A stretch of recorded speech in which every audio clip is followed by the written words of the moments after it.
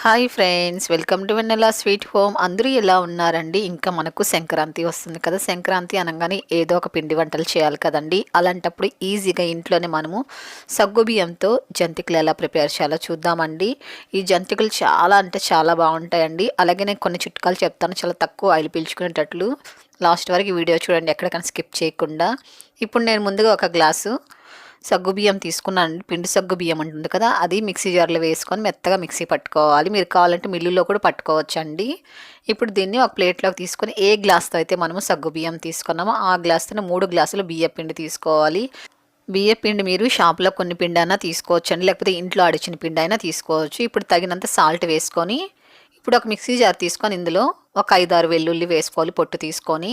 అలాగే కారం తగినన్ని పచ్చిమిరపకాయలు కూడా ఇలా కట్ చేసుకొని వేసుకొని, అలాగే కొద్దిగా అల్లం ముక్క ఇలా చిన్న చిన్న ముక్కలు కట్ చేసుకొని వేసుకొని, ఇది కొద్దిగా వాటర్ పోసుకొని మెత్తగా మిక్సీ పట్టుకోవాలి. చూడండి, ఇలా మెత్తగా మిక్సీ పట్టుకున్నాం కదా. ఇప్పుడు ఈ పిండిలో వేసేసుకోవాలి.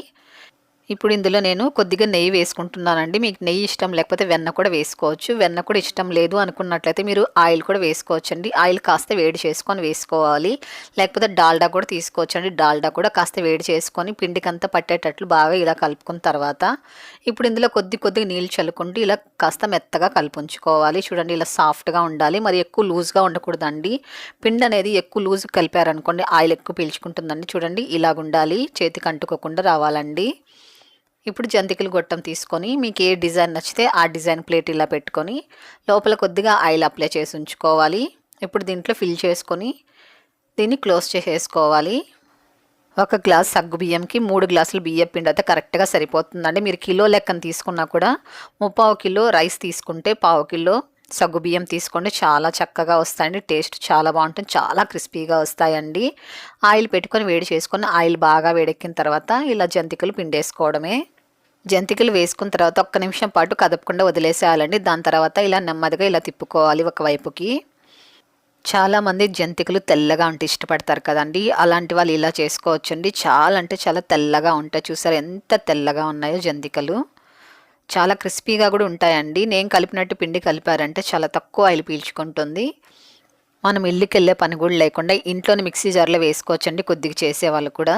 చూడండి ఎంత వైట్గా ఉన్నాయో, అలాగే చాలా క్రిస్పీగా వస్తాయండి. నోట్లో వేసుకుంటే వెన్నలా కరిగిపోతాయి. ఇందులో మనం పచ్చిమిరపకాయలు, అల్లము, అలాగే వెల్లుల్లి వేసాం కదా, చాలా కమ్మగా ఉంటాయండి.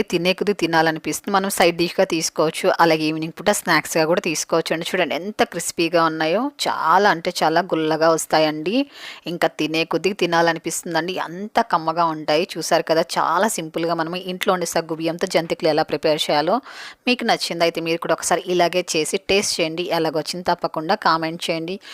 అలాగే ఈ రెసిపీ నచ్చినట్లయితే మీ ఫ్రెండ్స్కి, మీ తెలిసిన వారందరికీ కూడా ఈ వీడియోని తప్పకుండా షేర్ చేయండి, లైక్ చేయండి. ఫస్ట్ టైం మన ఛానల్ చూస్తున్నట్లయితే మన ఛానల్ని తప్పకుండా ఇప్పుడే సబ్స్క్రైబ్ చేసుకోండి.